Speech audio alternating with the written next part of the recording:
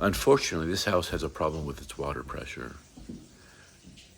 More often than not, it's the pressure regulator that needs to be replaced, which is about $500. Two people can't take a shower at the same time here in this house.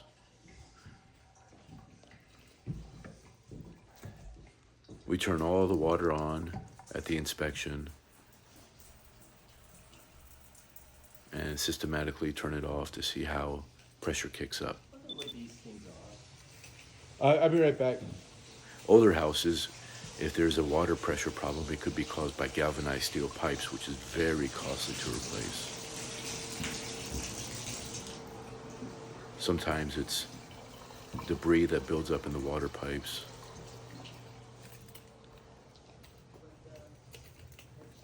So you definitely want to get a home inspection before you buy a house.